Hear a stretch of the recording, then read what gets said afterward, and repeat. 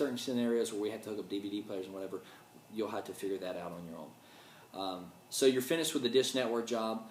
Everything's good. Make sure they sign every single part. There's 4 areas to sign and 1 place to initial on the Dish Network contract. We have to have them at sign all of that. If you sold anything. Another feature: if you did hook up the broadband hookup, you want to show them about the Dish Cinema.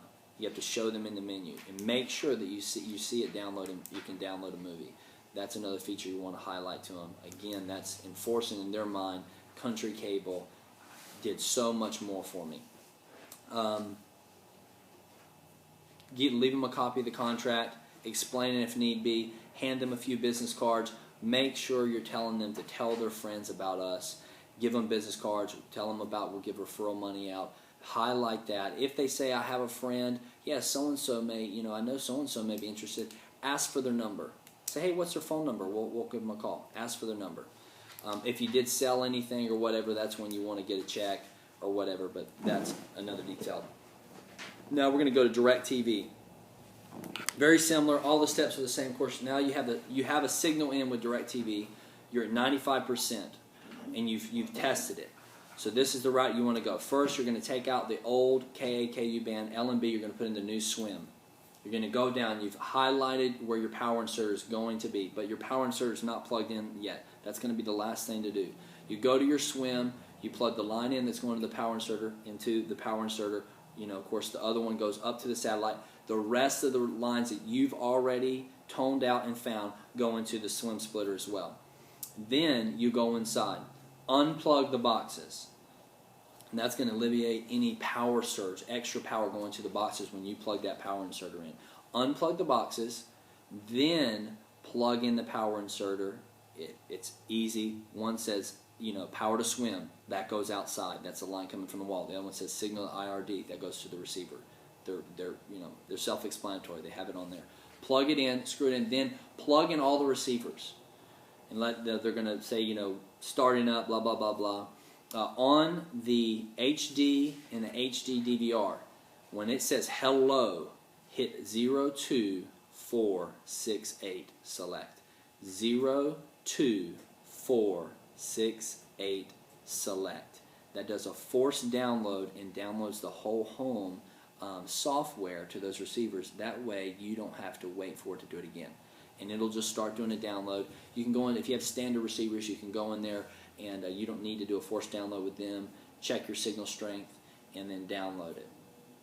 And then take it, you go to the continue screen, and then it'll come up to activate Call Dish Network.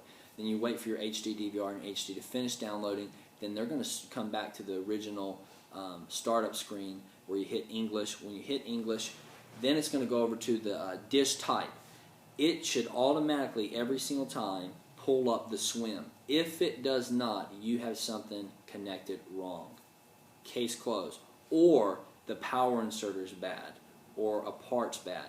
It'll say, if it doesn't say picking up the SWIM, if you know that your lines are right, then go for the power inserter first. Those things are crap. They are made terrible. I've replaced dozens of those.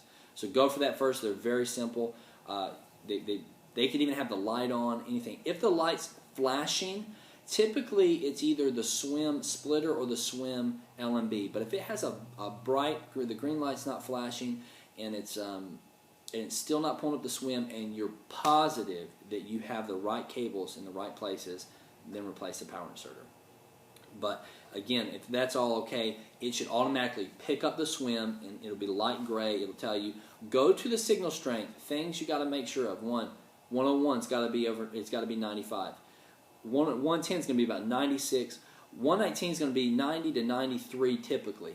And then your 99 and 103, it has to be over 85, no matter what. Once you do that, you check that, you go to the continue screen, and it'll take you to the activation. Okay?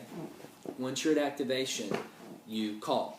You call the activation hotline, you give them all the receiver numbers, they're going to activate it. Okay? That's going to do a download. During that time, while it's doing that download, I'm programming remote controls. I'm getting out the paperwork. I'm cleaning up the inside stuff. Again, I'm putting channel lists in every single room so that that they have a channel. I'm programming the remotes again, like I said. Once it does the download, okay, first thing, DVR, HD DVR, hit the format button. If they have an HD TV, you hit that format button and bump it up to 1080i original format. It's got to be an original format. That way it doesn't stretch the screen for them. But it's also going to be 1080i. Make sure you highlight how clear the picture is to them. They can see the difference. Go to CNN. CNN is always in nice crystal clear color. Okay, bump that up. When you check the whole home status, the way you do that is you just simply hit the list button, and it'll ask you, do you want to share? It'll ask you that. Do you want to share? That means you're going to share with the bedroom, whole home. You hit yes, all rooms, done. Then it'll ask you to name it too. I normally name the DVR in the living room A, and I name the one in the bedroom, or wherever the second one is that can access the DVR, B.